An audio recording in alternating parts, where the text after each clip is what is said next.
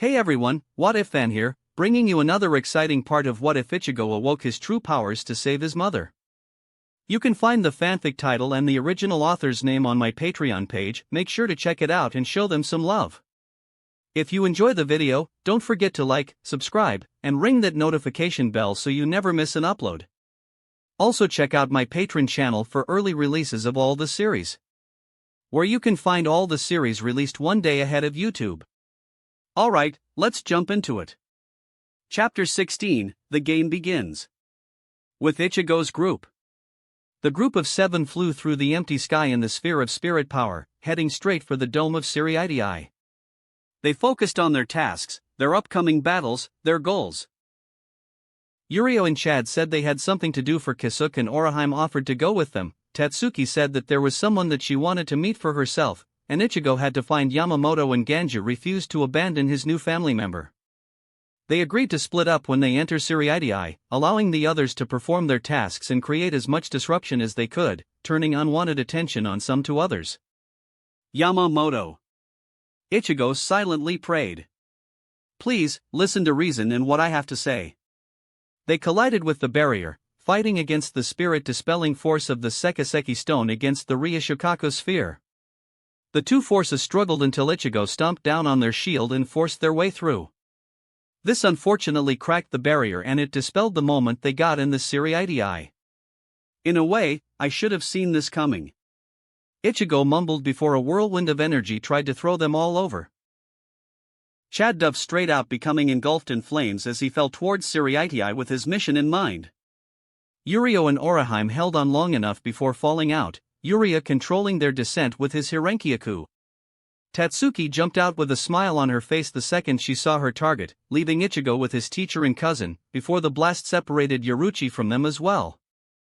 Chad looked toward the ground, fearlessly bracing himself as he brought out his arm.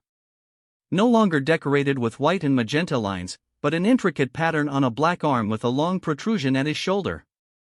As he neared the ground, he cushioned the impact with a single rapier blast, slowing his descent and allowing him to roll onto the ground and diffuse the force of impact. Ichigo throws me harder than that, he thought to himself as he dusted himself off. He reached into his pocket and pulled out a case and GPS monitor, which he turned on, finding himself standing on top of one of the locations on the screen. Oddly convenient, he thought as he knelt back down and opened the case, revealing stickers with a keto seal on them. He quickly attached one of the adhesive pictures to the ground his locator indicated, preparing to head for the next location. It's over here, he heard someone yell as he rose up, just in time for a small cell of 5 Shinigami to show up behind him. Freeze Ryoka, the apparent leader yelled out as Chad moved toward them. Stand down and come quietly. Don't make us get. His earlier confidence fading as he felt Chad's spirit pressure and stature. This might have been a mistake, he mumbled as Chad cracked his knuckles. Ichigo and Ganju. Ichigo took some time to worry about his friends as they ended up flying in different directions. This was by unanimous choice, but he could still worry about them. The other few seconds were spent being annoyed as his Shiba cousin struggled to get in some position by pushing against Ichigo. Ganju, what are you doing? Ichigo asked over the rushing wind and fiery friction. Just give me a second, he responded before drawing a circle with an open palm. Turn to sand. Seppa, he yelled, sending the spell down and creating a pit of sand. I don't think so, Ichigo thought dryly before skating down normally on a flow of rapier, landing just fine while Ganju slammed into the sand and ended up buried. You know, I think that should have ended differently than it did, he snarked as Ganju tried to recover from the rough landing. Oh, shut up, he yelled, finally able to talk again. If you could land so easily, why didn't you help me? Because I doubt Kokaku wants to hear that her brother needed his hand held all the time, Ichigo quickly countered. You're supposed to be a tough guy, now start acting like one, he said, feeling 2 strong soul reapers appear on the wall behind him. The sooner the better. He turned to face the newcomers. Woohoo! What luck! The bald one cheered as the two jumped down. With him was a more elegant-looking guy with what seemed to be eyelash extensions. Can you believe this? First we skip out on guard duty, and now the Ryoka we were expecting came right to us. He said before hopping around, singing about his luck. Now, let's have some fun. Tatsuki. She ran through the walled pathways of the Siriitii, taking small breaks in available hiding places. She was excited. She knows the danger she's in being a trespasser in a military base, but she couldn't quell the burning excitement. Finally, a new opponent she could spar with and go all out against. Yoruchi only left it to a training level, Ichigo was someone she always spared with, and Oraheim just started. Now she had a chance to fight someone for real and not some mindless beasts. Yoruchi spoke fondly of her quarry, making Tatsuki all the more determined to find the elusive bee. Just you wait, Soifan-senpai. She thought, dashing through the streets. I can't wait to fight you. Challenging her fellow disciple of the Flash Goddess was on the forefront of her mind, but there was something else that made her want to find the captain of the 2nd Division. All the while, she was completely unaware that she was being watched. I recognize those movements. She thought, watching the fireball run. Yuryu and Oraheim. The duo landed safely on Oraheim's shield, demonstrating how much control and will she gained to effectively use her powers, in some kind of storage yard away from the others. Yuria handed Oraheim a case containing the same kind of stickers while he fished for the locator he's supposed to have. Yurio? Oraheim asked, feeling concerned for their friends. Do you think they'll be alright? I think it'll take a lieutenant class, minimum, to take one of us in. He said, finally finding the device. However, we should try to avoid getting noticed. No telling if what that captain from earlier said is true. Maybe we can ask politely? Oraheim asked. Yurio could only look at the ditzy girl with a dry expression. If you want. He said, relenting to the girl's puppy eyes. Try to do so before we knock them out. He said before getting a set of coordinates. Let's go. He said as they charged towards their destination, unaware of the Soul Reaper that was spying on them. Back to Ichigo. So, can you handle yourself in a fight? Ichigo asked his Shiba cousin, purposefully ignoring the bald man's dance and song about his luck. Of course I can. Ganju defended. I'm the toughest in all of West Rukon. Good. Ichigo said, ignoring the fact that Kukaku was the real toughest. Then you can run along while I take care of this. Ganju was in a mix of shock and insult. Are you telling me to run? That I'm weak? He growled, mostly angry and hurt a little. If you can handle yourself, then you can go on ahead. The hybrid said, Flash stepping in front of the dancer as he finished and delivered a strong elbow strike to the man's chest and sending him flying into a wall. Walls of iron sand, a priestly pagoda, glowing ironclad fireflies. Standing upright, silent to the end. He chanted, keeping his hands clasped as 5 glowing orbs rose from his hands. Bakudo, number 75. Gochu Tekken. He called out, raising his hands above his head and down on the other Shinigami. What beautiful execution! He thought before being knocked down by Ichigo, bringing his fists down on his head followed by 5 large pillars pinning him in place. Ganju was amazed by Ichigo's power and ability. Rather than complain about having to leave, he decided to put faith in his cousin. He turned and ran off to the repentance cell, off to confront Rukia. Sorry about your friend, but I'd rather he not be followed. Ichigo said, turning to face the other Shinigami who finally came back. Think he'll be alright? TCH, Yumachika will be fine. He said, having confidence in his longtime comrade. That was a little rude of you, interrupting my pre-fight dance like that. Blame my teachers. Ichigo retorted, stretching his arms out. And that Jin Ikimaro guy. I just wanted to have a friendly little chat with the head captain, then he comes and tries to kill me. He slowly shifted into a position more suited for fast reactions. Oh yeah. He said, remembering what happened yesterday. He was out of line, you were meant to be escorted directly to the commander, Ichigo Kurosaki. He regained his battle-hungry smirk as he continued to inform the hybrid of the events on the side of Siriidii. However, Captain Ikamaru saw it as an opportunity to test the efficiency of the 13 court guard squads, so now we have to capture you and bring you in. The name's Ikaku Madarame, 3rd seat of Squad 11. He said, unsheathing his Zanpakuto. Pleased to meet ya, Ichigo. Likewise. Ichigo said, taking out his own blade and settling into his relaxed stance. He never did take any single style, just acted on instinct, fluid, flexible, and most importantly, unpredictable. You sure are a dangerous one. Ikaku remarked. Having years of experience told him that while Ichigo seemed like he had no defense, he was very much ready. You're just waiting for me to drop my dash. Ichigo flashed in front of Ikaku and swung his blade, with his opponent just barely having time to block. The force of the blow sent the bald fighter flying back while trying to relieve the shocks in his arms. When he landed, he was faced with another onslaught of attacks from the hybrid. This feeling, he thought, trying to defend against the ferocity he was met with. He's holding it back, but I know this feeling. The two finally separated as Ikaku needed to catch his breath. Ichigo wasn't even winded. The sense of a monster, a beast far more terrifying than me.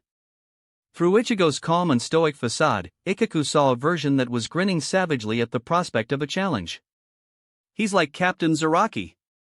Ikaku took his chance to go on the offensive, swinging his blade for Ichigo's head. As predicted, Ichigo blocked the sword while almost unaware of Ikaku's sheath coming for his side. Ichigo grunted from the impact before slamming his head against Ikaku's and forcing distance between them again. Nice one, Ichigo said, rubbing his ribs as the pain alleviated. But you won't get another hit like that. He created another blade to companion the one he already had and settled into his own dual-wielding stance. What the dash? The 3rd seat asked in surprise. How did you do that? Captain-level technique. The hybrid explained. Captains are required to control the form of their Zanpakutos, otherwise they'd be swinging towers. I just took it a step further. To quote Captain Ishin, when it comes to Soul Reapers, bitch I edit the wiki. He said, getting ready to charge. What the hell's a wiki? Ikaku roared as they clashed again, sparks flying from their blades with every strike. Ichigo was on the defense as he slowly got used to Ikaku's seemingly unpredictable style. It's a website with information on a given subject. Ichigo responded as they slashed and parried each other before separating. Find me in the living world when this is all over, I'll show ya. Ichigo said, slightly winded while Ikaku was breathing heavier. Looks like the rumors were true, he said, giggling like a madman. You did fight Captain Ikamaru, you did injure him, and you definitely are a force to be reckoned with. He straightened himself up. I don't see myself winning this, but that doesn't mean I'm going to quit. He connected his blade and sheath on opposite ends and called out his Zanpakuto. Extend. Hozukimaru. The sword and sheath was engulfed in glowing light as it turned into a spear with a red tassel. Let's cut loose. He charged, trying to catch Ichigo off guard. The hybrid just managed to dodge and ward off the onslaught of stabs, slashes, and swings. Finally he came down with a strong, heavy swing that made Ichigo use both hands to block, never knowing of the hidden danger in the attack. Split! Ikaku yelled, separating the 3-part pole that was Hozukimaru. Ichigo barely escaped, having a diagonal cut through his face as the price for his folly. I'm sorry. I'm supposed to capture you alive, but fighting you excites me so much it's hard to hold back, he said, standing a few feet from Ichigo as he wiped the blood away from his face. No worries, I understand, the hybrid said, already healing from the cut. I just have to keep up. His swords transformed into the large kyber form he obtained as a first release. But I've had enough of this, he said, unleashing more of his Ryatsu. I've got places to be. Ikaku started to tremble, whether from primal fear or battle-hungry excitement, he wasn't sure. Well, Ikaku? What now? You're amazing, Ikaku managed to say. What even are you? he questioned as he charged, blade in one hand while spinning the opposite end. For a split second he saw Ichigo grunt in annoyed disappointment before he was slashed across his chest, his staff broken in half, as Ichigo then grabbed onto his face and slammed him into the ground. The warrior tried to move before Ichigo stomped down on his gaping cut. Looks like I wasn't the only one holding back, Ichigo said, applying more pressure on Ikaku. You knew about altering the size of the Zanpakuto, and you're a much more skilled fighter than you let on, he said while Ikaku groaned in pain, still pinned by Ichigo's strength. You should have been giving me so much more trouble than what you did.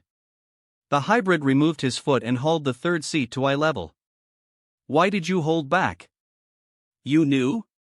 He asked surprised, with his strength slowing draining more and more. How? The people that train me are still way stronger than I am, Ichigo explained before punching him in the face. I know when others hold back. Another blow to Ikaku. So, why hold back? He asked before cutting Ikaku, all in places that looked like he fought. Was it because you thought I was weak? Hardly. Ikaku managed to cough out. I'm just content where I am, serving under my captain, he explained as Ichigo let him go and stumble against a wall. He's the first man that ever really beat me, and set me on my path. He dropped to the ground, looking up at Ichigo and seeing a silhouette of his battle-scarred captain next to him. You remind me of him. If you're the strongest of your group, then he'll be looking for you, Ichigo. Sounds like fun, the young Shinigami said as he reverted and sheathed his blade. Tell him to meet me near the 1st Division barracks. He was about to walk off before realizing he had no idea where those barracks were. Which would be dash? Ikaku chuckled at the short-mindedness from someone that almost read him like a book. Off that way, he said, pointing off into the distance with his sword and took out his blood-clotting ointment. Great. I'll head there after I find my idiot cousin, Ichigo said before pausing in front of Ikaku one last time. Never hold back again. Aim for victory. Say you lose when you die, he told the Soul Reaper before running off to find Ganju. Ikaku again noted the similarities Ichigo had to his captain. He should be a good challenge for you, Captain, he muttered before the last of his strength left, holding out long enough to patch up his bleeding wounds. Maybe I should fight more seriously, he muttered before the darkness overcame him. With Yuryu and Oraheim. The duo hid away on the roof of a random building, staying out of the sight of the large man with ragged clothes marked by the kanji for 11. Man being a generous term, as he would probably fit the description of a beast much better. The main things out of place on him were the bells in his hair and the small girl on his shoulders. Looks like Baldy's sleeping, the pink-haired adolescent said, oddly cheerful despite her company. He must have lost too. To take out both Ikaku and Yumichika is impressive, the man said in a deep rough tone. But that fast is all the more exciting. He developed a snarling grin, growing more and more excited for the fight against the elusive Ichigo. And he left a landmark to go to, he said, pointing to the 5 chained pillars, standing tall in the relative distance. Let's go, Kenny. The girl cheered as the duo charged for their target. Once they were out of sight, the humans rose from their hiding spot. Sounds like they're headed for Ichigo, Oraheim said, worry for her lover coming through her voice. Seems like it, Yuryu agreed. Though, this might be for the better. He caught Oraheim looking at him in confusion. Ichigo has never really fought before, he tried to explain. He's only ever had controlled sparring matches or was vastly superior to his opponent. He never had anyone to really push him to that kind of limit. There's something underneath that control, just waiting to come out. Are you saying that Ichigo is actually a very violent person? She asked, feeling a little scared. No, Yuria said, looking off to where his cousin went. He's a fighter, one that's burning to test and push himself. Yuria cursed that they needed to hold back, even now when they should be pushing themselves. But, according to his father, the Vandenrake watches from the shadows. He wasn't sure what that meant beyond be careful, so for now, he'll focus on their mission. Where's the next spot, Oraheim? He asked, turning to his companion. That way. Oraheim said, looking at the device and pointing to the right, unaware of the Soul Reaper trying to strike at her. Completely on instinct, Oraheim caught the giant man's wrist, slammed her elbow into his stomach, throwing him over her shoulder, stomping on his face while locking his arm in a ready position to dislocate his shoulder. All in the span of a second. Ops. Sorry. She said sheepishly before kicking him unconscious. I tend to react without knowing now. I think I should worry for Ichigo about her instead. Yuria thought before they left. Chapter 17, Confrontations. With Yoruchi.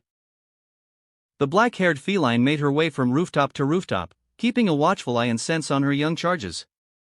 Ichigo swiftly dealt with 2 seated officers of the 11th, filling the exiled noble with a sense of pride at his skill. Sato caused an explosive ruckus before practically disappearing from the eyes of the Shinigami. Oraheim made her laugh at her sudden reactions to the attempted sneak attack that left her opponent an unconscious heap. Tatsuki seemed a little overconfident with her desire to meet her little bee, but if she beats the crap out of that Omida guy that was the current lieutenant, she should get a meeting with Soifan. Ganju was attracting attention like fat and weak buffalo to a pride of hungry lions, seeing as how he was being chased by almost half of Squad 11.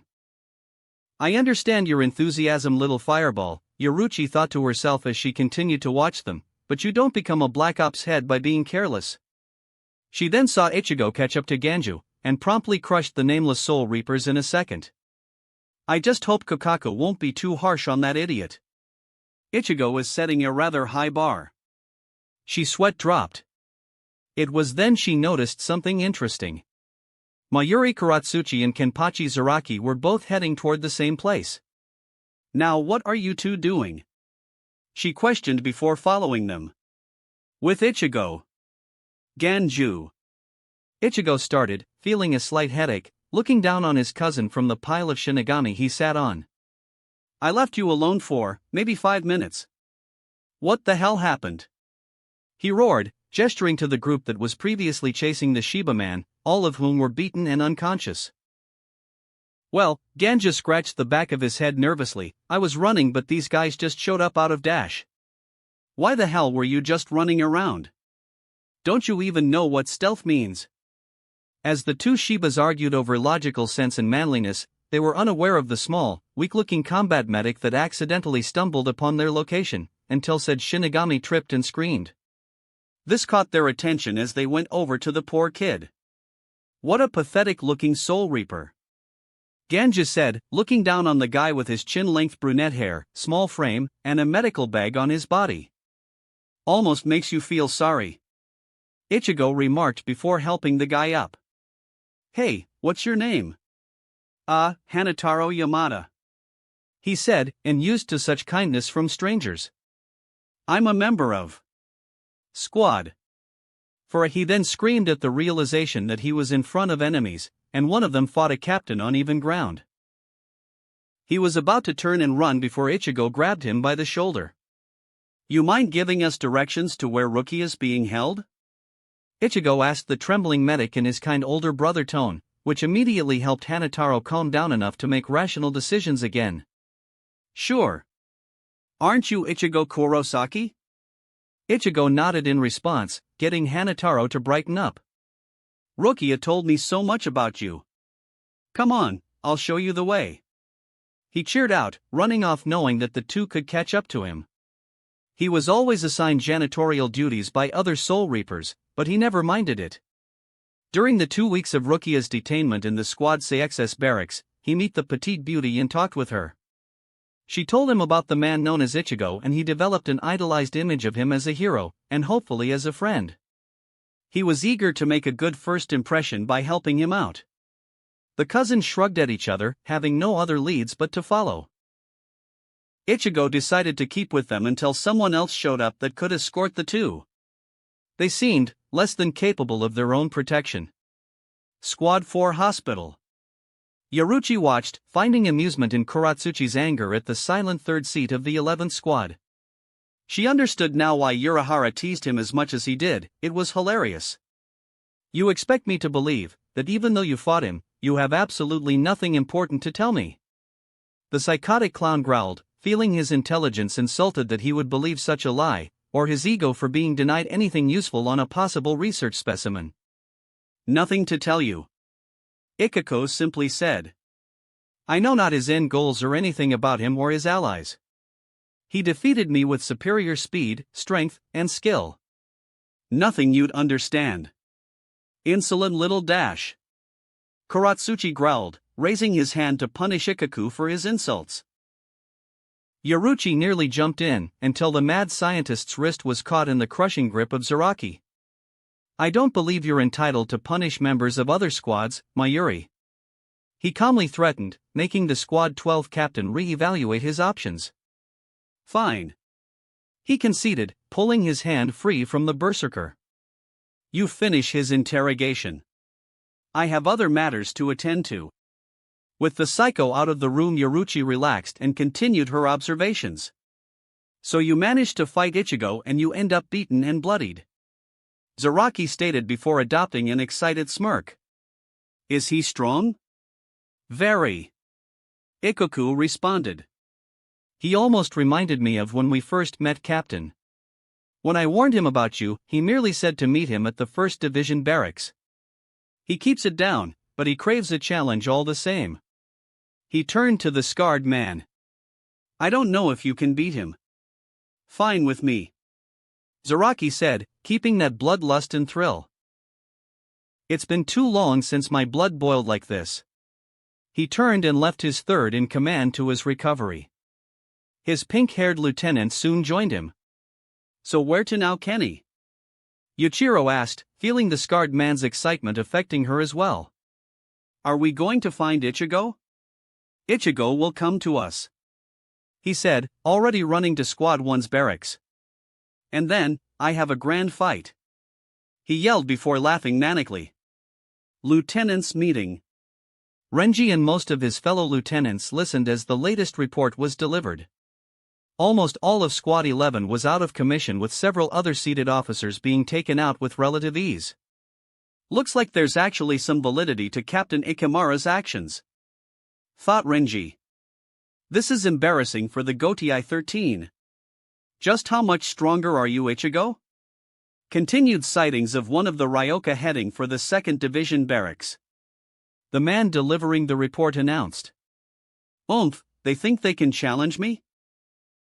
A large, balding, heavy-set man with a purple collar snorted. How embarrassing for me, the great Marekio Omida. He boasted unashamedly, causing everyone else to groan. What?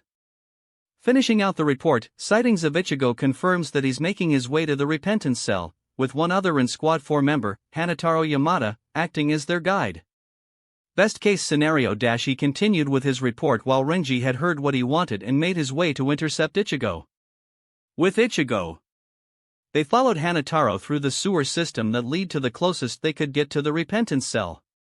Ichigo looked up to the enormous white tower, the prison holding his friend, and the execution she would go to if he couldn't stop this conspiracy plot.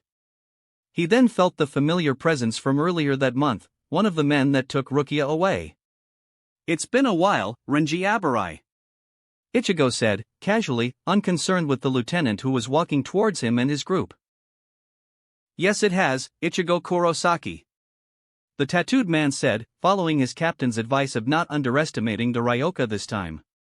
Now let me tell you now, this won't end like last time, he growled, glaring at the man that humiliated him.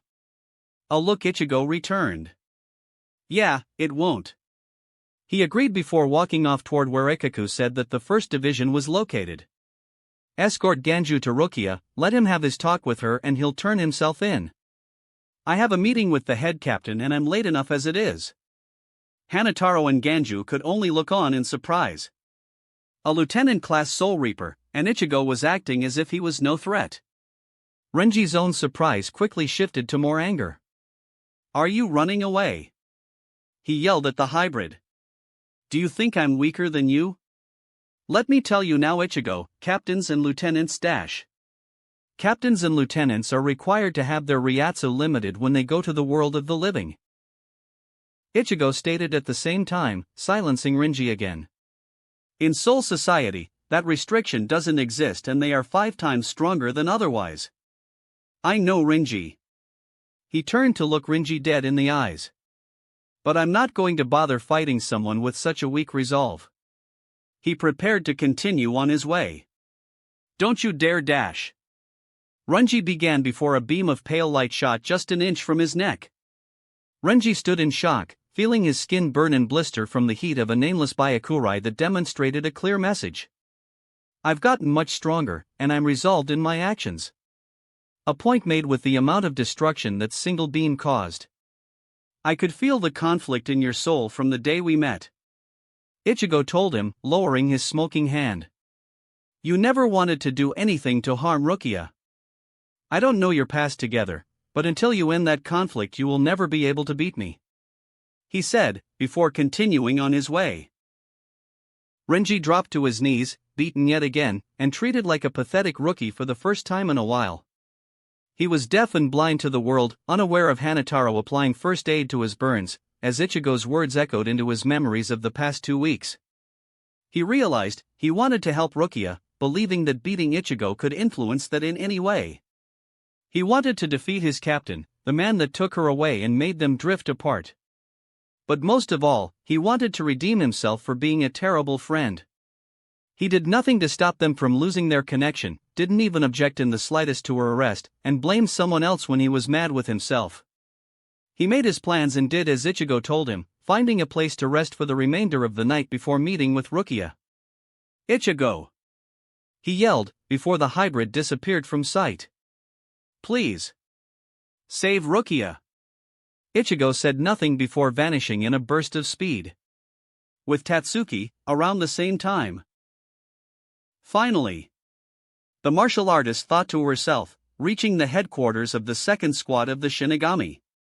Now Yaruchi always described her as petite with black hair, and since she's the current captain, she should be wearing a haori with a 2 on it.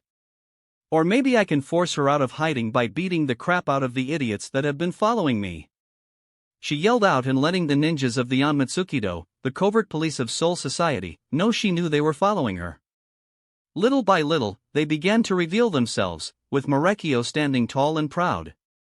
You must be incredibly foolish to come here alone, little girl. Omida yelled out. He remembered the report from earlier, wartime measures were being taken.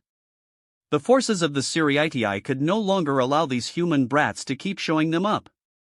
He had to prove the effectiveness of his squad and make his captain proud.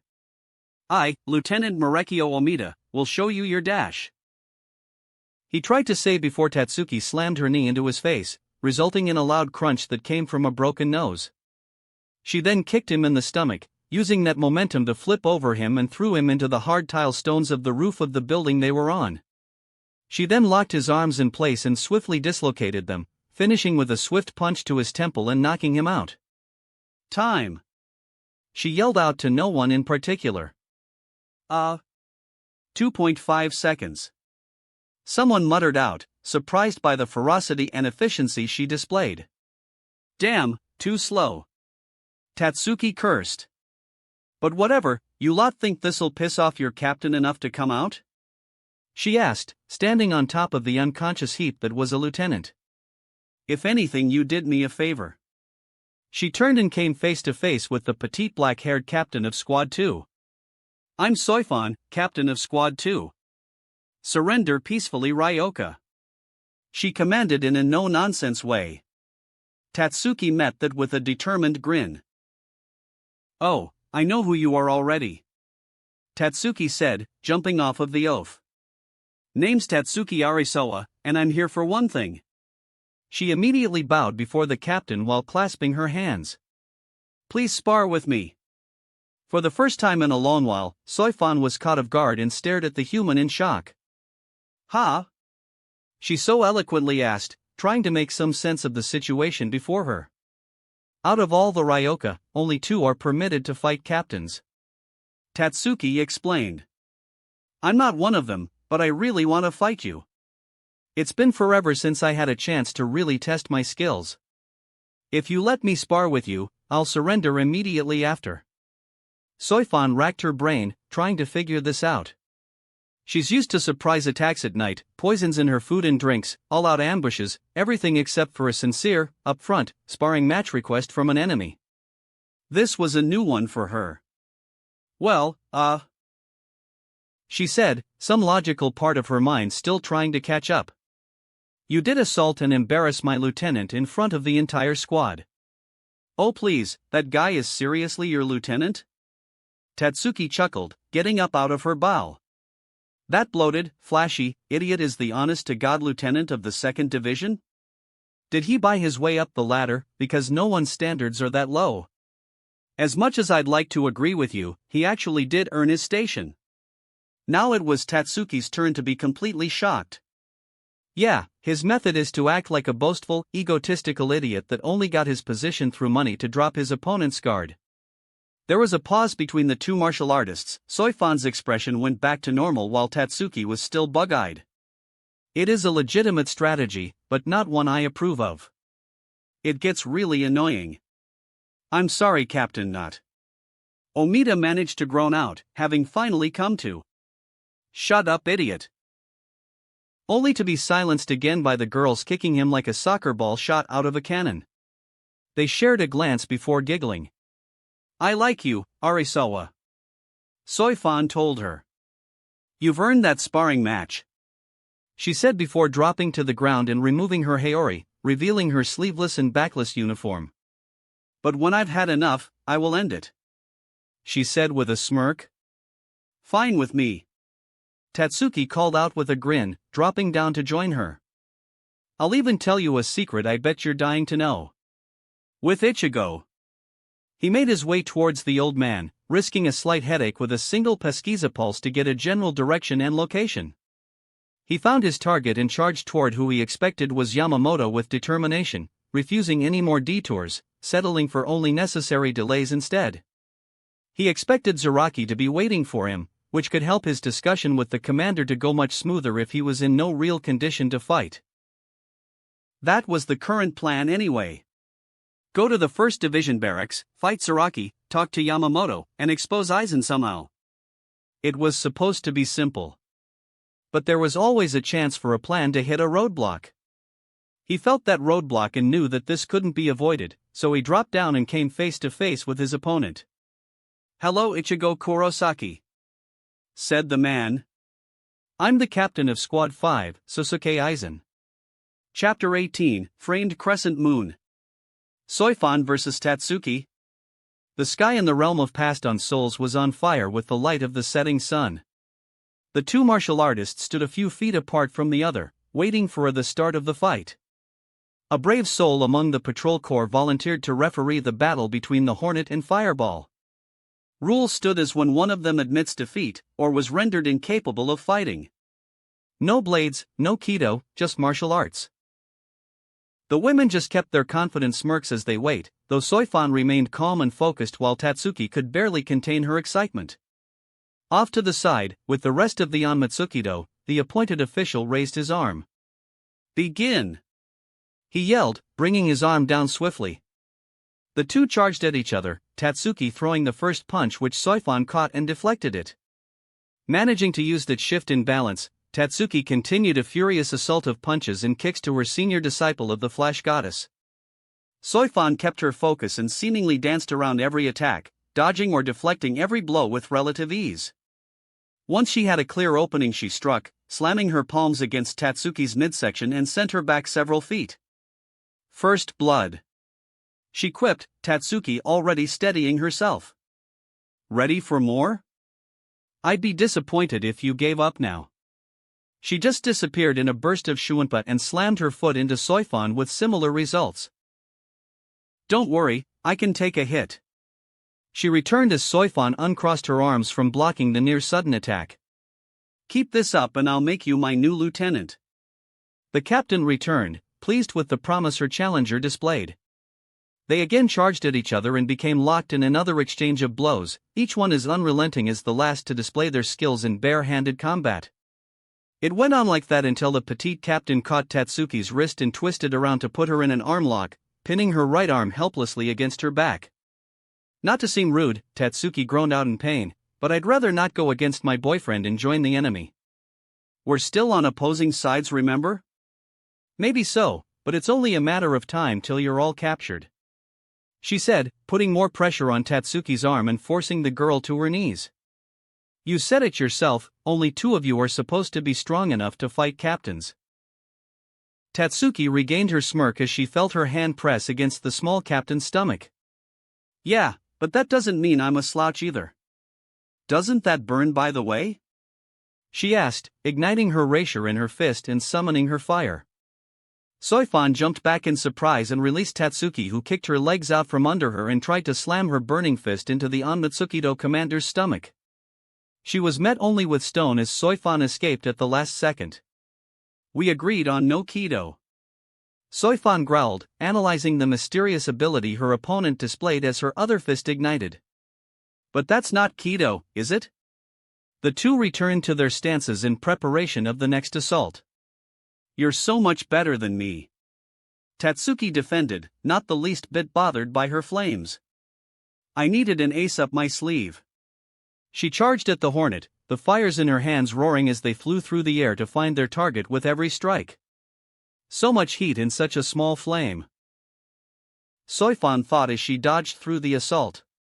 The new ability Tatsuki displayed increased the effective range of her attacks, leaving small burns and singes on her as she tried to adapt to the sudden change. Does she actually know? No. It's not the same. A good imitation though. Definitely need her in my squad. After she managed to recognize the pattern in Tatsuki's movements, she made her move, once again deflecting Tatsuki's punch and exposing her side. Predictable. Soifan smirked, readying a disabling strike. She was unaware of Tatsuki's smirk as she turned on her own and got Soifan with a spinning hook kick, with a little extra spice to it. "My fists aren't the only ones that burn," she explained as Soifan slid to a halt on the ground, grasping her shoulder as the remnants of the spirit fire continued to burn her. She stood up as Tatsuki ignited her feet as well. "That's my point, Captain," she said before charging again, putting Soifan on the defensive as she had to dodge the fiery strikes. Her shoulder still burned from the earlier attack and it put her on guard. For as much danger she was in and the duty she had to uphold, she found herself enjoying the match. It's not often that she gets a challenge that actually tests her in such a manner. She disappeared in a burst of speed to gain some distance and rethink a strategy. Skilled martial artist, interesting ability, maybe some more work on her Shuunpa. Soifan evaluated Tatsuki in her head. "Omida, say hello to your replacement." She finished before Tatsuki spotted her on a spire and threw a punch. "Meteor strike," Tatsuki yelled, shooting off a fireball at her opponent. Soifan barely managed to dodge the explosion when the ball connected to the building. Tatsuki winced from the accidental damage she caused. "Sorry. Still working on that," she apologized. "Just something we'll have to work on when you join the stealth force," Soifan said, disapproving of the flashiness of the move. "Should be easy to fix." "Understood. Thanks, senpai." Tatsuki let out carelessly, making Soifan stiffen. "What did you call me?" she said, shaken. She knew that Tatsuki didn't attend the academy, and her movements were so familiar. Now she understood why. "I said senpai." Tatsuki realized her mistake. "Right, sensei said you'd still be mad at Dash." She didn't even see it coming, barely felt it until she saw Soifan in front of her with her fist buried in her gut, right on the solar plexus. Tatsuki coughed out in pain as she was tripped and both her arms nearly torn out of their sockets and Soifan dislocated them. The moment she landed face first, Soifan pinned her there with a near-death grip on her neck. "I'm done with this spar, Arisoa," the captain said coldly as her squad members came over to retrieve the defeated Ryoka. "It was a good match, so I'll give you some advice." "Leave her, she doesn't care about her students," she said bitterly, never forgiving the woman she once looked up to. She heard Tatsuki gasp out with some laughter. "I'll keep that in mind," she groaned out, ignoring the pain in her chest. "By the way, still want to hear that secret?" she called out to the back facing her. "It has to do with why she left you." Ichigo vs. Aizen. I'm the captain of Squad 5, Sosuke Aizen. The man across the hybrid said. He spoke gently, mockingly, as he was sure Ichigo knew who he was and his intentions. The hybrid said nothing as the two stood across from one another. If you would be so kind. He unsheathed his blade as Ichigo instantly appeared before him and swung his blade. He effortlessly blocked the attack as a shockwave created a gust of wind. To let me finish. And you called Rinji rude. The difference is that Byakuya was actually interested in what I had to say. Ichigo said, charging his energy for a familiar ability. There is nothing you have to say that I care about. Getsuga Tensho. He roared, hitting Aizen point blank with a black and blue wave of energy. The blast left a giant gash in the ground and reduced several buildings to rubble. Ichigo scanned the cloud of dust for his opponent. I know what you're after and you won't stop me from reaching Yamamoto. Do you mean to tell him about my goals with the Hogyoku? Aizen said from behind Ichigo as 6 beams of light impaled him. Do you really think he'll believe the words of a Ryoka or the student of exiles over a captain that served loyally for a century? He asked before blocking another strike as the trapped Ichigo disappeared. Actually, I was going to tell him about an actual threat. Not some arrogant child attempting to play God. Aizen glared at the hybrid in front of him. Did I actually strike a nerve on the great Aizen? Ichigo asked before Aizen got behind him and left a deep gash in his back. I thought you wanted to get to Yamamoto as soon as possible. He said to the boy as he staggered in pain. How do you expect to get to him if you spend all your time talking to me? Guess you're right. Ichigo said as he straightened up, already healed from the deep cut in his back. If we're going to keep exchanging banter till one of us dies, we'll be here till morning. Ichigo rolled and stretched his limbs in preparation. So I'm not going to bother being subtle with this, neither of us are going to go all out and I doubt you'll benefit in killing me now. He faced his opponent and settled into his stance. Is this just to get an idea of my current power, or are you staging a show? Could be both, could be neither. Aizen returned, readying himself. You will never succeed, Kurosaki. Shatter, Kyoka. He never finished his release phrase before Ichigo attacked him furiously, forcing the captain on the defensive. The training from Urahara and Yoruichi showed as every blow was filled with an intent to kill, so subtle that the only way to confirm the intentions of every strike was that each one was aimed for a vital area. Aizen easily met every strike, the danger actually making him focus on defense. Could he? No, that's impossible. No one knows. Aizen thought to himself as Ichigo continued his assault. Cannot let him use his illusion ability, absolutely can't. Ichigo told himself, knowing that anything less than lethal intent would do little to give the man pause. Ichigo was caught off guard as Aizen managed to disarm Ichigo of his blade as he twisted it out of his hands.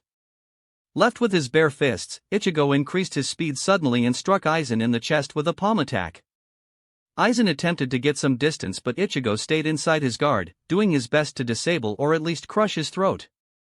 Just as Ichigo seemed to get the upper hand, Aizen made another deep slash through Ichigo's throat. Bakudo number 61, Rikujikoro.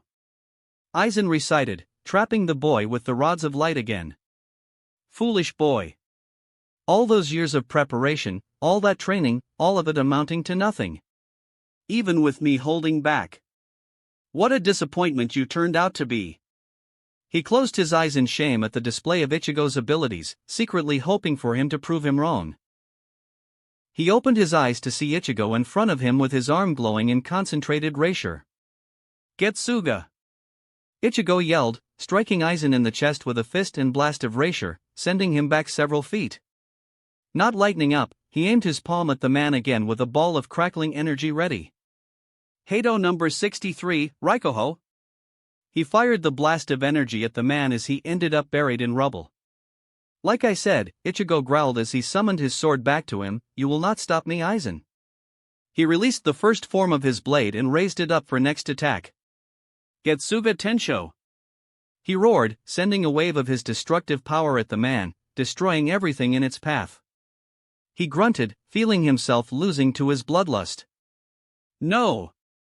Gotta stay focused. Can't reveal any more hollow or Quincy abilities.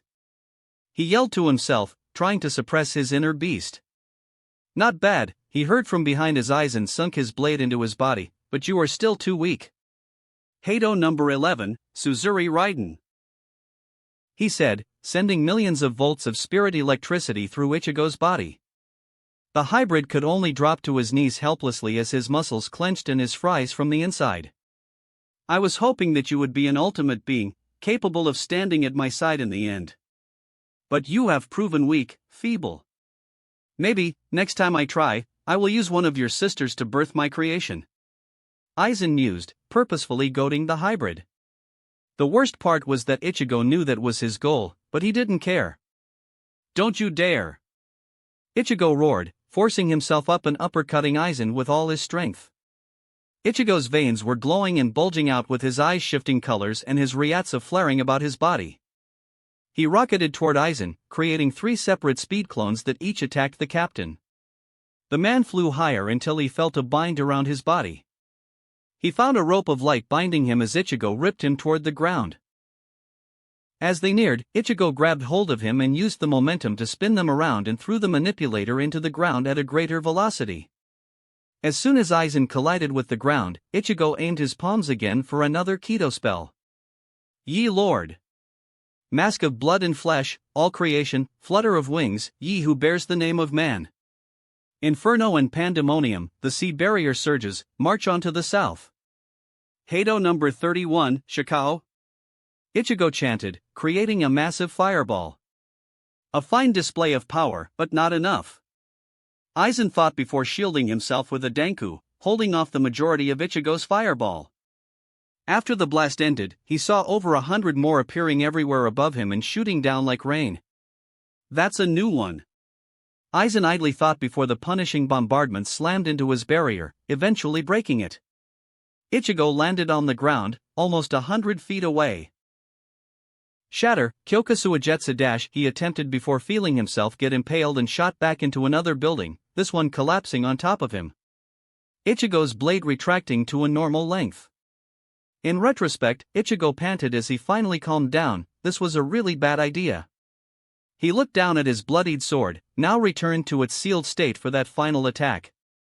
Every bit as difficult as he thought it would be, but he felt something was off about this. Captain Aizen!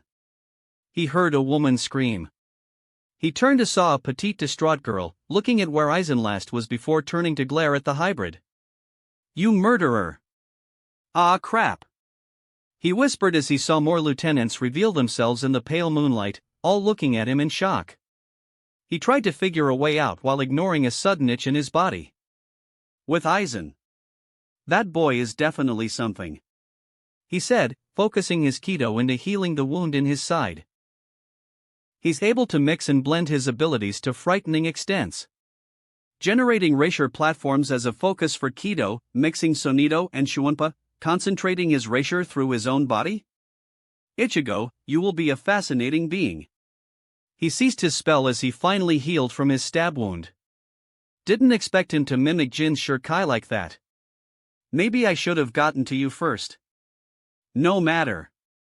He rose up and returned to the building of the Central 46. With this, you will be the most wanted man in Soul Society and your friends will be executed. He said, looking down at his Zanpakuto. An elegant blade, despite missing 2 inches of the tip. That part of the blade was still embedded inside Ichigo, breaking off when he turned to attack him in that final assault. This will not protect you, Ichigo.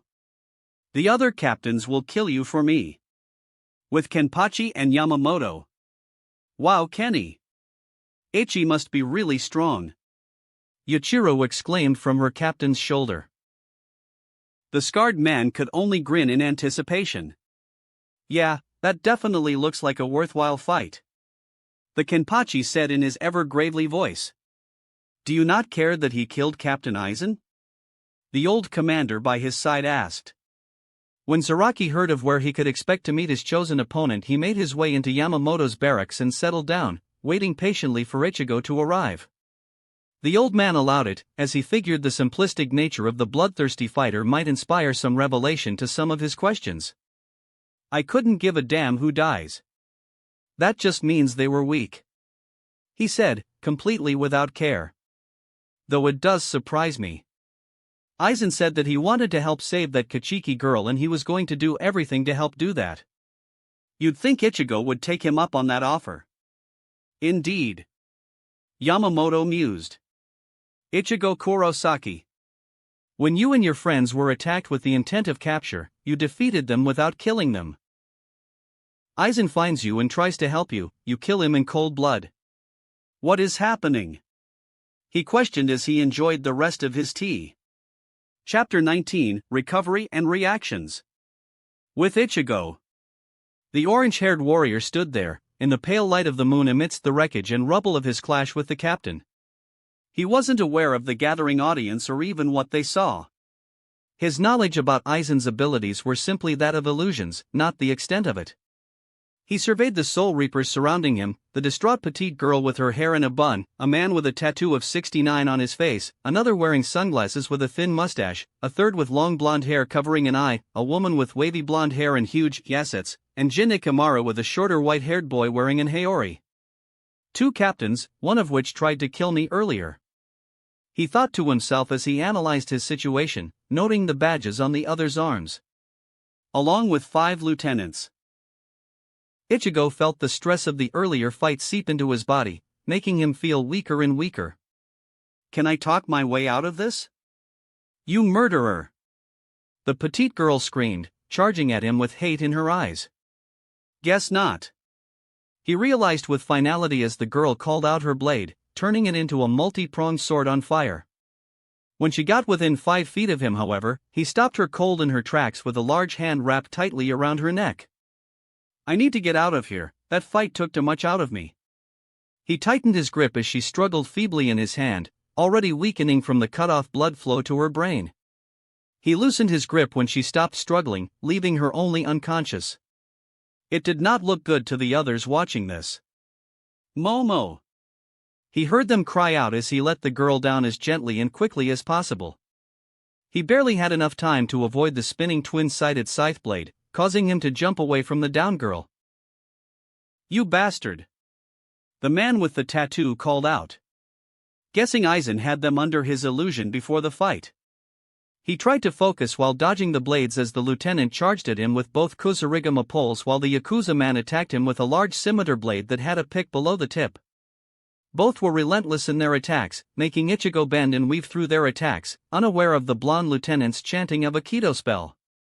He was impaled with the familiar rods of light which slowed him enough for both of his attackers to strike him. Both attacks hit true as the cold steel dug their way into his flesh, or that was the intention at least. When they made contact, they bounced off of him harmlessly. Impossible! The white-haired Hitsugaya gasped. Just how much power does he have? He damned his own abilities for being too dangerous to allow him to join in the fight, wanting to immediately kill the Ryoka for daring to harm his friend. More than enough. Jin thought as he watched the fight, losing his fox-like smirk to analyze the hybrid. That's a terrifying hierro he has. He thought before Ichigo forced his opponents away with a massive pulse of his Ryatsu. Near-perfect regeneration, strong defense, amazing Ryatsu control and manipulation. And best of all, he'll only get stronger. He felt himself grin. He'll do nicely. He saw Hisagi throw his Shurkai blade one more time at the hybrid. I can't wait any longer. Ichigo growled in his mind. Just as the spinning blades passed him, he grabbed onto the chain and wrapped it around his arm. The look of shock on the lieutenant was enough for Ichigo to yank on the chain and swing him around like a flail. After watching his ally get slammed into several hard surfaces, the Yakuza-looking man tried to attack Ichigo again. Ichigo sent him flying back with a punch to his gut and further back as Hisagi collided with him.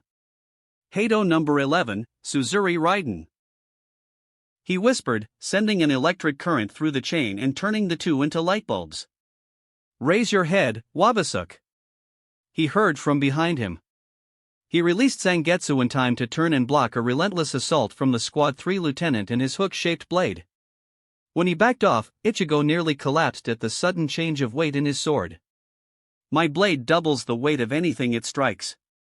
I've struck your sword over 20 times, you can no longer lift your blade. The man said as he hooked Ichigo's neck with his sword. Submit, and atone for the sin of hurting my friends, he said as he pulled. Izuru. That's not going to work, Jin called out to his lieutenant. Sure enough, the blade barely made a scratch on the hybrid. Ichigo merely grabbed the blade and removed it from his neck before calmly raising up his sword. Kira was watching in dismay as Ichigo clearly demonstrated his prowess. Next time I see you, tell me how much this hurts, he said before swinging the flat of his blade like a club and sending the man flying. Damn, I could barely keep that going, he said before changing his blade and removing the effects. That was really heavy.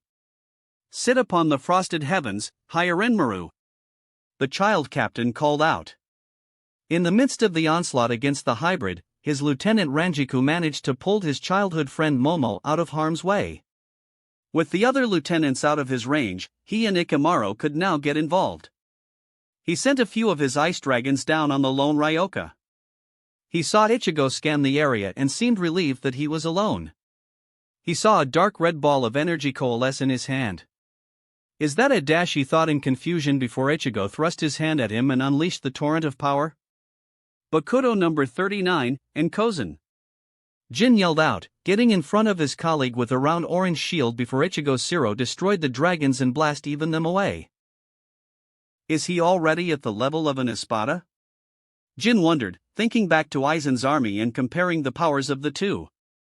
Before he could do anything else, a massive thick cloud of red smoke exploded from Ichigo's position and his Ryatsu seemed to disappear. That project worked a little too well, Aizen. This boy is going to kill you, he predicted as reinforcements came too late. Ichigo has disappeared. With Ichigo. Ow, ow, ow, ow. The hybrid chanted as he speed walked toward another sewer entrance to hide and like his wounds. With the danger gone and his adrenaline wearing away, the dull itch in his side became a sharp pain, like something was carving away at his insides. Damn you, Aizen, he cursed, feeling himself weakening more and more. This is going to make talking to Yamamoto a bit worrisome. He managed to find his way to a safe place and collapsed on the floor. Back in a sewer system, almost completely drained, and they know I have hollow powers. Ichigo grunted. I need a nap, he mumbled before darkness took him, unaware of several figures in white appearing from behind him. With Renji, he stood, watching in shock and awe at the battle that transpired. He brought Ganju and Hanataro to a good resting spot for the night, and it wouldn't be too much longer till they get to Rukia's cell. He sent out a couple hell butterflies informing both his captain and the head captain of what was happening with him. He confronted Ichigo and was completely outclassed in a single move. He would take the other Ryoka and bring him to the repentance cell to settle a personal issue of some kind, and Ichigo was determined to reach the commander. While the others slept, he stood as a sentinel against any that might show up for some meager ounce of glory or something else idiotic. That's when he saw explosions of force and erasure. He immediately realized that Ichigo was fighting, and was glad that Ichigo chose not to fight him. After some time the struggle died down and he heard an echoing scream of despair that stretched all over the Siriidii. Captain Aizen! He heard Hinamori scream. That caught the tattooed lieutenant's attention. You murderer! Renji was shocked at that. Ichigo, you killed. Renji didn't know Ichigo at all personally, just that he had the presence of a powerful and honorable warrior. Rukia told him more as a man that would fight to protect anyone if he could help. Everything he heard about Ichigo and everything he knew about Aizen told him that the two would be friends, allies. Aizen would bring Ichigo to the commander, they discuss Rukia's case and get her amnesty, and he'd be placed under strict observation until the event that he could fully become a Soul Reaper. But now? Ichigo killed Aizen? What was going on? The battle continued with Lieutenants Kira, Hisagi, and Tetsuzimon proving no challenge and Captain Hitsugaya attempting to attack, only for his Shurikai to be overpowered with a hollow Zero. Ichigo! What the hell are you? With Tatsuki, Squad 2 Barracks. Tatsuki lay on her cell cot, resting and waiting with guards on standby to act. Despite what happened after the spar, Tatsuki was being treated rather well. The interrogation didn't yield too much they didn't already know, other than who could fight captains. Tatsuki was being a well-behaved prisoner, so she was being treated relatively well. It wasn't until Ichigo's fight with Aizen started did she react. "What's going on?" she asked one of her guards when a member of the patrol corps came in when the fight ended. The last thing she felt about her lover's Ryatsu was that it was fluctuating from focused to chaotic and weak. She was sitting at the edge of the cot with anticipation and worry. Apparently Ichigo met with Captain Aizen. The messenger stated. Aizen offered to help Ichigo, who instantly attacked with no other provocation. Her teachers never said anything about Aizen to her, all she knew was that he was never to be trusted. But for Ichigo to simply attack someone out of the blue? He must know something about Aizen she clearly didn't. Captain Aizen stated his intentions to save the prisoner, but Ichigo responded that he didn't care about the prisoner before fatally injuring the captain. Ichigo Kurosaki disappeared without a trace shortly after disabling Lieutenants Momo Hinamori, Izuru Kira, Shuhei Hisejai, and Tetsuziman Iba. Tatsuki felt sick and numb, all the strength drained from her. Same orders apply. Capture the Ryoka, by any means necessary. He didn't say it, but the implications were clear. Lethal force is permitted. Only Captain-class Soul Reapers may confront Ichigo Kurosaki. With Chad. He was resting after a long day of running around, evading patrols, beating the crap out of other Soul Reapers, placing tags all over the Siriidii, and he still had more to do. He had the energy, more than enough to keep going. Endurance, stamina, and strength were the things Tatsuki couldn't beat him at, and he wasn't too far behind Ichigo's level in those areas. The reason he needed to rest was to calm himself down. Ichigo was in trouble, he felt it. He should find him, watch his back, shield him when he can't protect himself. But he had his mission, and Ichigo trusted him. Thinking back on last night when they talked. Flashback. "Hey Chad, what's with those packets you gave to Ganju's friends?" Ichigo asked before they all retired for the night. "I don't know. Something Urahara gave me," said 5 in every district and where the pressure seemed greatest. "He told me and Yuria to place these in hotspots all over Siriidii," he explained. He didn't say it, but he felt uneasy about abandoning Ichigo in enemy territory. "Don't even think about it, Chad," Ichigo quickly said. "I don't care how bad it gets, you have a mission and you see it through to the end. Don't worry about me. 'Cause I'm not worried about you," he said, making the giant look at him questioningly. "I have too much faith in you to worry about you dying on me," he answered, throwing a confident smile to his longtime friend. It eased Sato's nerves as he fell asleep for the night. Flashback end. Ichigo. He mumbled, rubbing the medallion on his neck. "You'll be fine," he said, reassuring himself before lying down to rest for a time. "I'm sorry for being a bad friend. I can't help but be worried about you from time to time. I swear to never let you down though." He let the darkness take him. With Yuryu and Oraheim. The duo finished placing the next patch at their current location when they felt Ichigo's battle. Oraheim desperately wanted to get to his side, but Yuryu managed to calm her down by reminding her how outclassed she would be. Best to let Ichigo finish his fight when she could be safe from the crossfire. By the time the dust settled and it was safe to go to him, he vanished. Yuryu became the victim of an angry Oraheim and her less than happy fairies, who were now attacking Yuryu in the most annoying manner possible, with Oraheim angrily pouting at him. "Well, least she's not really hurting me," he rationalized after remembering what she did to that one Shinigami that attacked them. The ones they saw first were easily dispatched with his Bao and Tsubaki. The ones that found them, Oraheim proved her frightening skill with her martial arts. It was embarrassing that she was handling the close-quarters combat while he was too slow to stop them. He could hold his own, Oraheim just always attacked first. That's when he felt a familiar Reisher presence, one he only recognized from his father. What the hell? He wondered before feeling a fluctuation in Reisher that quickly dissipated. "Yuryu, what was that?" Oraheim asked, recalling her sprites and calming down. That was Ichigo, and something else. Yuria said, being as vague as possible. The Vandenrake watches from the shadows. That Shadows of Soul Society? How is this possible? He tried to figure out before deciding to double their efforts and progress. Come on, Oraheim, we have work to do. Right, she said, matching the urgency in his tone. Inside Ichigo's inner world. Was this on your command? The Black Zangetsu questioned, standing watchful over his charge and master. Are you sentient enough to make these commands? Or was this the order of your mindless dogs? Ichigo himself rested peacefully, unaware of events that took place. Well, that was boring. Came the warped voice of the real Blade. King's showing hopeful progress though. Then the Quincy soldats are dead. The elder said. That's good. They might see the asset or threat that Ichigo is, but won't attack knowing he isn't vulnerable. He then noticed Ichigo healing faster. Yeah, they'll also be less inclined now knowing what might happen. The Hollow spoke. It'll take more than a bunch of nameless drones to capture Ichigo on our watch. Indeed.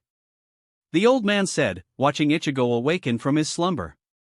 Like maybe a cute girl with a nice rack. Someone like that one blonde chick dash. Shut up. With Ichigo. He roused himself from his slumber, releasing a yawn as he stretched himself and feeling several familiar pops in his joints and back. He forced himself to his feet and stretched out more. Thank God for my regenerative powers, he said to himself. Not only would I be sore, I'd be dead otherwise. Where do souls go when they die? Ichigo asked as he opened his eyes, only to be met with the picture of several dead bodies. All in white military uniforms with a Quincy cross that all seemed to have deep gashes in their bodies. He looked down to see his blade, stained red in gore. Let it go, Ichigo, you have stuff to do, he said, choosing to ignore the bodies of the Quincy. If he was going to reach Yamamoto today, he could not afford any distractions. He proceeded to leave his little hideaway after calling his blade back to his hand. Squad 8 Barracks. Captain Kairaku, a female Shinigami with a stern expression, called to her lazing captain, Arioka has appeared. Which one, Nanao? The lazy bearded man known as Shunsui Kairaku asked his secretary/lieutenant. Tatsuki gave them a description of her friends and vouched that Ichigo would never kill unless necessary. Based on what Arisawa said, he should be Yasutora Sato, she said. He's not permitted to fight a captain, but neither was Arisawa and Dash. And she sparred with Captain Soifon. There is a difference, he said, raising from his nap. Come on, let's go greet our guest. Squad 1 Barracks. Ichigo finally made it to the courtyard of the leader of the Gotei 13 space. The building stood there, tall and imposing as Ichigo strode over to his destination. Come on out already, Ichigo called out. I know I've kept you waiting, but I was held up. He felt an immense spiritual pressure come down on him as a hunched figure on the roof of the barracks stood up. Ichigo felt a savage nature much like his repressed instincts. As much as he'd hate to say it, Ichigo was excited. The man jumped off the roof of the barracks and came crashing down across from him. I admit I was losing patience, the Kenpachi said in a deep tone, the jingling of his bells adding somewhat to his menace. But that fight last night only served to excite me more. He stood to his full imposing height, showing his brutal and ragged form. Name's Kenpachi Zaraki, captain of Squad 11. And I'm pleased to finally meet you, Ichigo Kurosaki, he said with a savage grin. Chapter 20, Pact of Fighters. With Chad. The hours passed outside as he rested, inside he went through years of his life. The life he regretted as a kid, angry at everything and anyone just waiting for an excuse to lash out. The life he had because of his grandfather, helping others with his powerful fists while taking unbelievable punishment with his strong body. Now the life he lives, as an unbreakable shield to a mighty protector. His strength granted to one that helped him find a sense of meaning in his life, a best friend that he'd be ready to die for because he would do the same. He'd then defy death because he knew Ichigo would never forgive him for that. He chuckled slightly, finding humor in the contradiction of refusing his death when that was Ichigo's job description. He was brought out of his musing when he heard the shouts of Shinigami outside the warehouse he was sleeping in. "Guess that's it for my nap," he mumbled before transforming his arm. He rose up and walked over to the door, the yelling and thudding getting louder and louder. He made a swift strike at one of the hinges, blowing a hole through the frame and quieting the crowd outside. He repeated that 3 more times, leaving the door very loose in its place. He backed up a little bit before charging and using the door as a makeshift ram. A good chunk of that crowd of Soul Reapers ended up unconscious from the sudden impact as Chad began his rampage through the crowd. Punches like lightning sending his opponents flying as he pretty much waded through the crowd. Throwing some around like discarded clothing, kicks that cleared a path like axes to wood, the intense cannon blasts of Raisher from his black right arm, more akin to a force of nature than a man to all the Shinigami against him. A group of 20 strong reduced to naught but mangled broken bones. Maybe I should try to hold back more, Chad wondered aloud as he studied the aftermath. Craters in the walls and streets with bent or broken swords all around him with piles of unconscious Soul Reapers. "Oh well," he said before fishing out his locator and proceeding with his task. "I wonder how Ichigo's doing." "With Ichigo and Kenpachi." "Kenpachi," Ichigo said, staring down his opponent. "The greatest fighter of the court guard squads, the man who stands atop a mountain of corpses." He remembered the stories of the various title holders told by his teachers. All the hollows he faced, the hardest his teachers attacked him, none of it compared to the dark savagery of the man standing across from him. It was both unsettling and exciting for the young hybrid. "Ikaku said you'd want to meet me. Any reason why?" "Because you're strong," Kenpachi responded, like it was the simplest thing in the world. "My interest has always been in a good fight. Good, evil, justice, chaos? I don't care about any of that because none of it matters in a fight." He then adopted a confused scowl, thinking that Ichigo knew what he was talking about. "Why should fighting need a reason? You fight for the sake of fighting?" Ichigo said. "Can't say I understand that. My fights usually ended up being disappointments because they were too weak or because they were holding back." "Like Ikaku and Aizen?" the battle-scarred man asked. "I did get the feeling that Ikaku was holding back in a lot of his matches." "But what about Aizen then? Ikaku needed to be taught a lesson," Ichigo said while his presence was turning darker. "Aizen on the other hand must die." Zaraki felt an old familiar tension in his body, one he hasn't sensed in centuries. A sense that this opponent might kill him. Wow! Ichi can be really scary. The tension was broken as a small pink-haired little girl made her presence known. Ichigo looked down on the small lieutenant as the two calmed down. "Looks like this can be a lot of fun, Kenny," she cheered as she ran back to her captain. Kenpachi smirked again as his lieutenant destroyed the tension. "Yeah, it's been so long since I've had a good fight," he said, already unsheathing his blade. The small display Ichigo gave earlier put him on a slight edge, no longer needing to see if he could put up a good fight. "Now get out of the way, Yachiru, this could get messy." The small girl jumped off to her vantage point on top of the 1st Division barracks. "Hey King," Zangetsu spoke out to his wielder, "there's something I want to check out." "You mind?" Ichigo looked up to the small lieutenant, almost understanding his blade's interest in the girl. Something about her was off. Without saying anything, he materialized his Zanpakuto's spirit, appearing as a familiar reflection of Ichigo with his skull mask, who disappeared just as quickly. "Sorry, my Zanpakuto was interested in your lieutenant," Ichigo said, drawing his blade. "Now, why don't you show me how to enjoy a fight?" He growled before the two charged at each other, resulting in a loud clang. "With pleasure," Kenpachi roared, already feeling his battle high coming on. "With Chad." He kept on with his mission, following the signals to the next hotspot on his locator to place the next tag. No Shinigami was able to stop him. Against his overwhelming strength and surprising speed and reaction abilities, they were leaves tackling a concrete wall. His signal was now coming from his immediate right, behind an 8-foot wall. The extension on his arm snapped open as he charged his energy. El Directo! He yelled, blasting a hole through the wall and removing or scaring off any other Soul Reaper in the area. He made his way through the hole and kept moving forward. When his way was blocked by one Shinigami, claiming to be a third seat, Chad just shoved him out of the way. The apparent third in command was shot through another wall.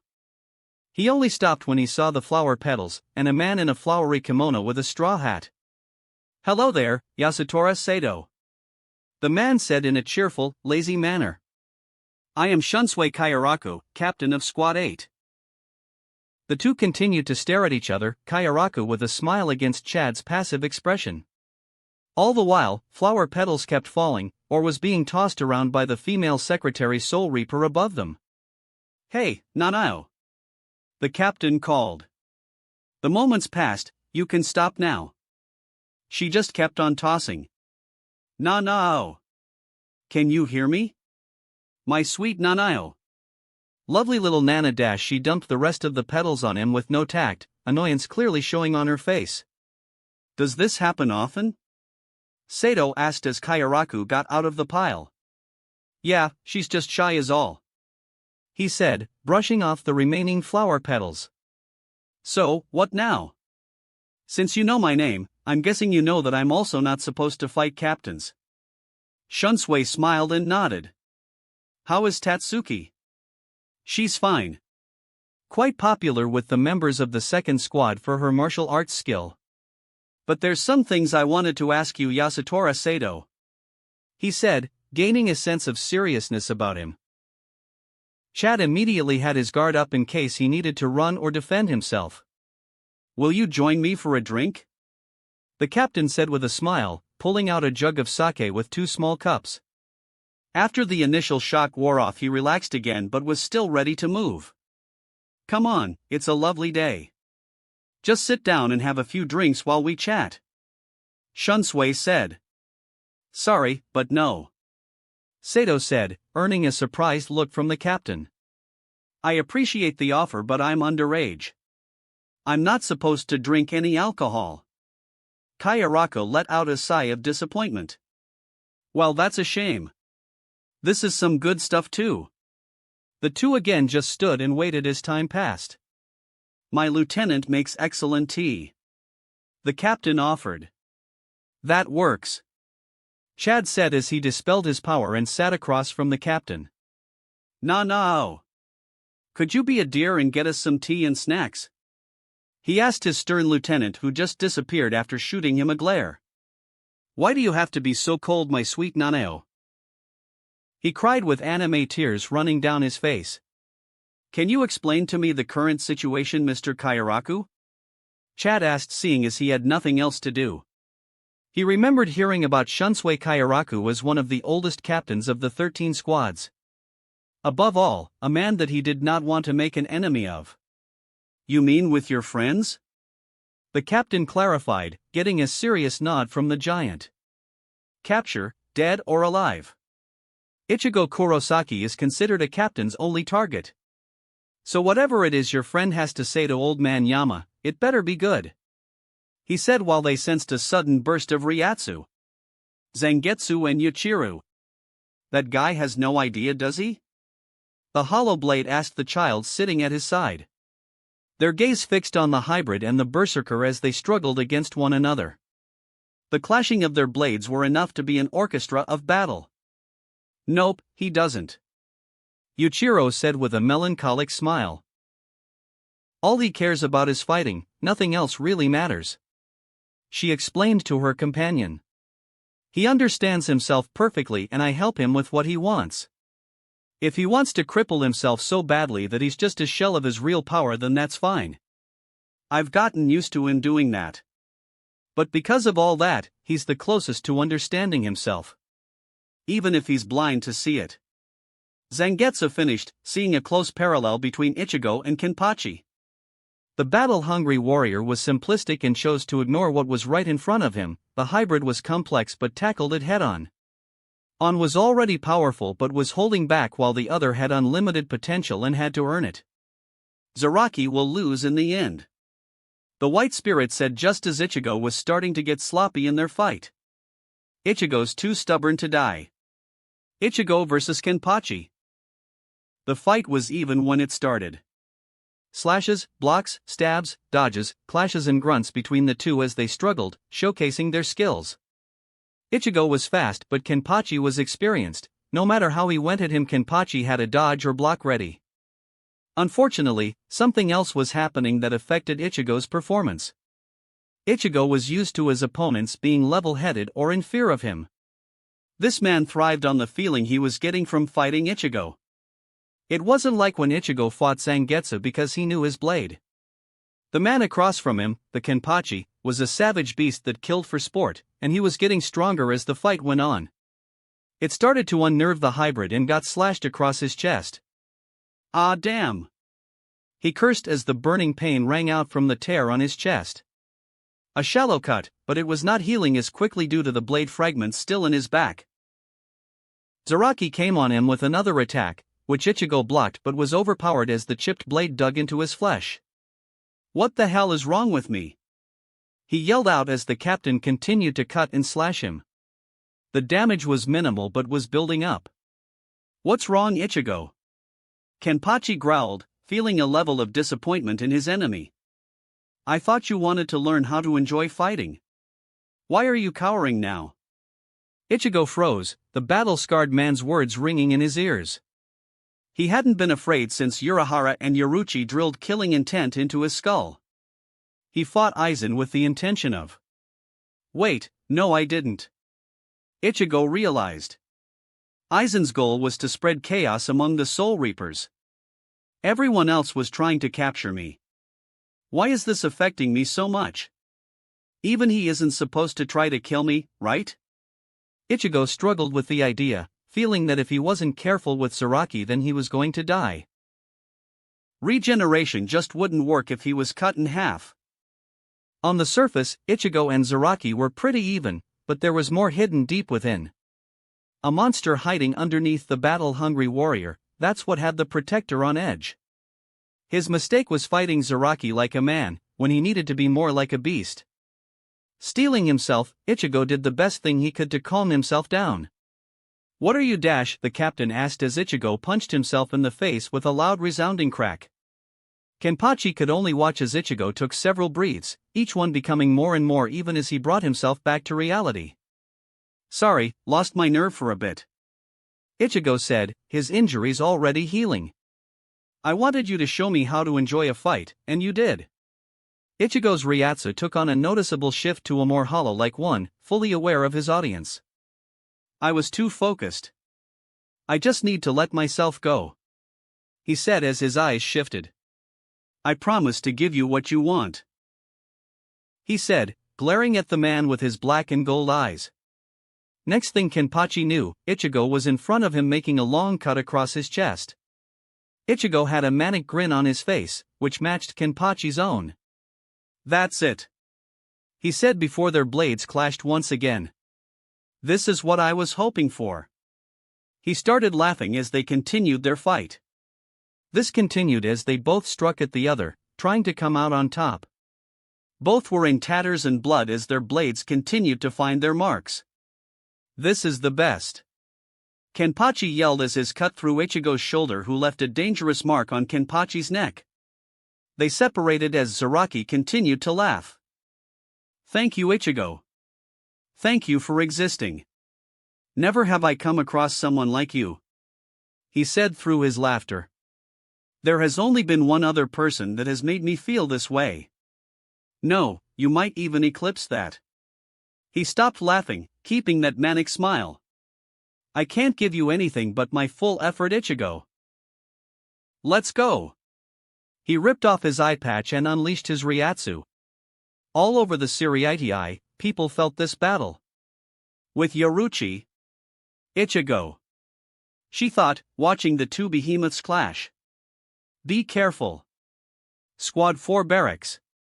Looks like the captain is having fun. Ikiko said as he and Yumachika were enjoying a few cups of tea as the bald warrior was visited by his friend. He's way out of my league, I can tell that much. And the captain's about to use his trump card. The fifth seat said. To think he was strong enough to push him that far. Unbeknownst to the two fighters was the current captain of the 4th Division. Far from it, you two. She thought, feeling her lone scar on her chest ache a little. The boy is undoing my greatest sin just a little bit. Either way, one of them will end up here. Near the repentance cell. Is that Ichigo? Hanataru yelled, the massive Ryaatsus clashing affecting them as a blizzard in the mountains. Just what the hell is he? Renji growled out as he helped keep their small group going. There was only one problem. Yeah. Go Ichigo. Kick his ass. Ganju cheered, holding up their progress a bit. Shut up and keep going. The lieutenant yelled. Yuryu and Oraheim. Let me go, Yuryu. Oraheim yelled as she struggled against her Quincy companion's strength. He needs help. Just let me go. I can't do that. Yuryu yelled. Ichigo would never forgive me if you got hurt and I could have prevented it. She kept struggling, but it was weaker and weaker with every second, knowing that Ichigo would want her somewhere safe. With Yuryu it was certainly much safer than wandering around on her own trying to find whatever fight Ichigo was in the middle of. Calm down, Oraheim. Ichigo has the strongest will of anyone I've ever known. He'll survive. We have to keep moving. He urged one last time before she started crying. Even with my powers, I'd only be in his way. She sobbed before he turned her around and hugged her. Think of it more as waiting for him to come home and get patched up, he said when she calmed down. After all, think about him with a couple scars. For once, he said. Oraheim did just that, and a drip of blood came out of her nose. Doesn't sound so bad now, does it? He waited for a response, but she was clearly in her own little world. And I lost her. Good job, idiot. He berated himself before throwing her over his shoulder and carrying her off. Chad and Kairaku. Looks like things are getting a little hectic over there, Shunsui noted as he munched on another rice cracker. So as I was saying, why are you here? Your friend seems fixated on meeting with the old man and saving Rukia. He took a drink of his tea while looking Sato in the eye. His reason makes sense. But what about you? There's not much to it. Chad said. Ichigo is my friend, if he needs my help I'll give it. Deliver a message, help him move, fight off a group of thugs, even if it puts my life on the line I'd help him. Ha, he must be a good friend to have that kind of loyalty out of you.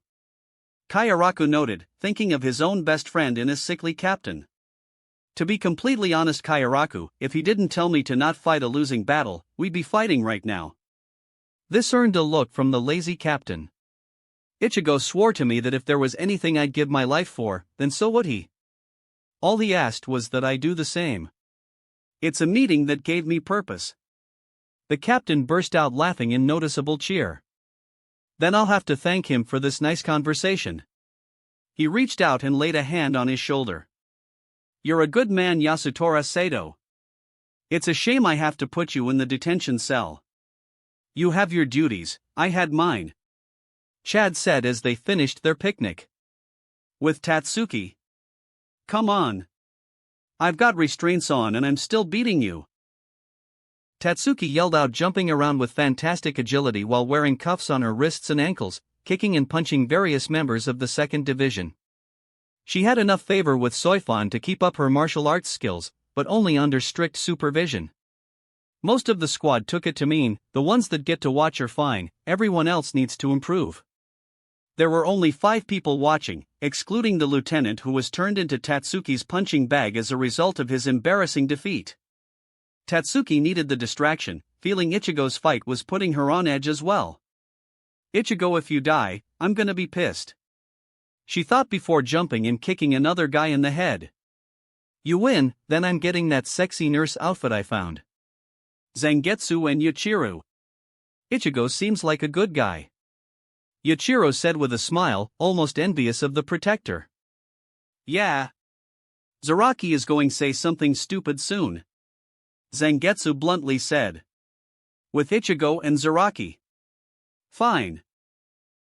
Call out your Zanpakuto. Ichigo called out. Zaraki nearly raised an eyebrow.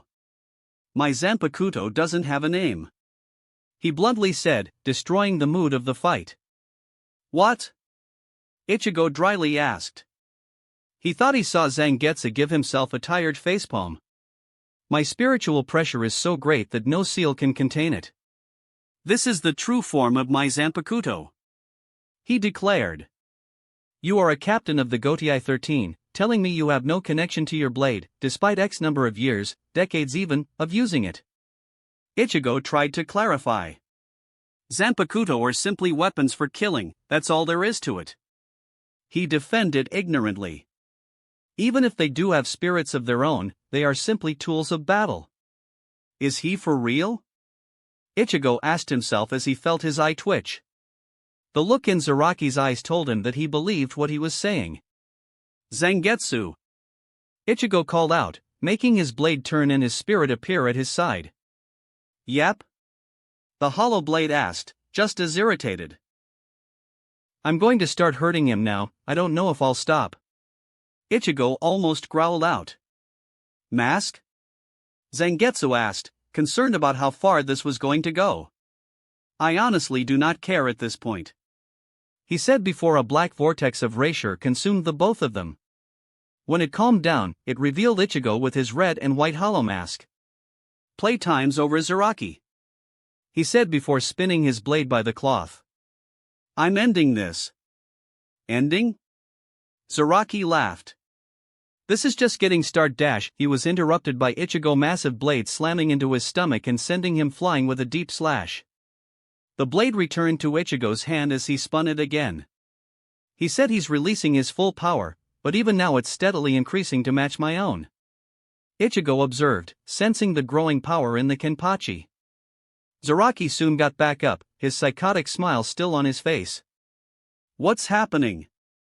Kenpachi made a downward slash on Ichigo, but it stopped cold on his shoulder. Ichigo kicked him back and brought his blade down like a buzzsaw on Zaraki. He blocked, but the repeated slashes made several cuts in the behemoth, and his power kept growing. What am I feeling from this guy? Ichigo charged at his opponent, raising his arm to block another slash. The chipped sword connected and slowly dug its way through his arm. Ichigo quickly tilted his arm and slashed down with Zangetsu, coming out with a thin slice out of his forearm. And now he's cut through my Hierro? Ichigo took his chance to kick off of Kenpachi and into the air. Take this, Getsuga Tensho! He yelled, swinging his blade wildly downward and sending a barrage of erasure blasts. All that power, he can't even hear his own Zanpakuto, and all he wants is to fight. Even unrestrained, he's holding back. Not consciously, at least. Zangetsu let slip. It seems like he has the most insulting seal on himself, the elder version said. He holds back because of it. Wait, is he? Ichigo asked his spirits as he landed. Zaraki marching out of the darkness, radiating his yellow light, highlighting all the burns, cuts, and blood he's covered in. Come on, Ichigo, he said, staggering a little, not used to this level of damage anymore. I'm not done yet. He charged at Ichigo, fully enjoying himself despite the condition he was in. Until Ichigo froze him with a single statement. You're afraid to kill me, aren't you? Kenpachi stopped, a storm of emotions going through his head. Confusion at the general statement and anger that he would be afraid of anything. What the hell are you talking about? He demanded.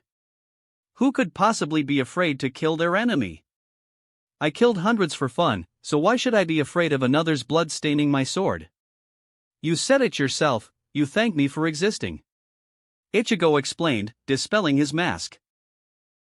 You've gone so long without a truly worthy opponent that you are incapable of releasing your true strength out of fear that you'll never find a worthy challenge again. Zaraki continued to glare at his opponent and hating the fact that, on some level, this lecture was making sense to him. Don't mock me. Come at me like you mean it. Prove me wrong and ram the chipped blade through my heart. The hybrid yelled, demanding action from his enemy. Quit your quivering and attack. And Kenpachi did. He charged at Ichigo with his blade, aimed straight for the boy's heart. Time slowed for the both of them as the blade inched closer to its target. For the slightest instant, however, it became apparent to the captain. Ichigo was right. Right about him. He didn't want to kill such a worthy match, not when he could have more battles like they just had. He tried to avoid the fatal strike before he felt a hand grasp his own. What? He saw Ichigo's grab the blade and skewer himself through the chest. Blood slowly dripped from his wound as Ichigo pulled himself further down the blade, coughing up some blood on the way down, until he came face to face with the battle-hungry captain. He took hold of the man's Haori and slammed their skulls together. Now listen here, you bastard. The hybrid yelled. You will never be able to kill me. Stab me, cut me, slash me, whatever, I will never die by your hand. If you want an opponent to fight you, then that's what I'll be. Kenpachi looked at the defiant boy on his sword, and felt a strange sense of hope in his chest. Become my ally, fight by my side, and I will be the last opponent you will ever face. All others will be a warm-up for our next fight. Ichigo then stabbed Kenpachi through the chest, just barely missing anything vital. This is our pact. I will be that fighter you've been waiting for, and you will return to your true strength, or I'll kill you trying. Do you accept this? Ichigo asked, glaring at his enemy as the shock fell from the man's eyes.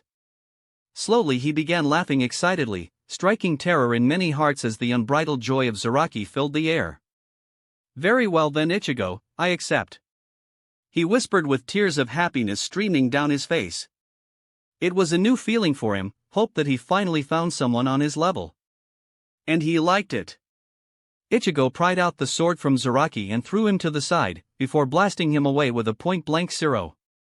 He'll be fine, right? He asked his blade as Zangetsu materialized again and the small pink-haired Yuichiro came down. Yeah, Kenny will be fine. She chirped excitedly. He's really tough. Thank you for fighting him, Ichi. She said before turning to where her partner went. You better keep your promise, or I'm gonna be really mad. Kay? Don't worry. Zangetsu said. When we get the time, there'll be a round 2. Yuichiro beamed the duo a smile before turning to leave. He'll call you by your real name soon enough, he said before she disappeared. The two looked on before something registered with the strawberry. Wait, is she? He asked his blade. Yes, she is, he said before pulling out the sword in his partner's chest. Ah, damn it. That hurts. Ichigo cried out, the blade tearing through his body as he dropped to his hands and knees. That was a bad idea. He began healing. Just leave a scar, I need that for our agreement, he said while the blood stopped flowing. After a few seconds passed, he rose up and staggered his way towards the doors of the 1st Division's barracks. With Chad and Kairaku. So you're certain that the head captain will hear Ichigo out? The giant asked the captain as they made their way to the prisoner cells. Of course, he was interested in your friend for a long time. He can be a reasonable man, he assured Sato before they heard an explosion rock the Siriidii. They turned to see a tower of fire and smoke rise in the distance. What is that? Chad asked, afraid for his friends. That was Old Man Yama. That wraps up this part of What If Ichigo Awoke His True Powers to Save His Mother. Thanks so much for listening. As always, new parts drop every 4 days, so be sure to stay tuned. Also check out my Patreon channel for early releases of all the series, where you can find all the series released one day ahead of YouTube. If you enjoyed the video, don't forget to like, subscribe, share it with your friends, and please consider supporting the original author as well. See you in the next one.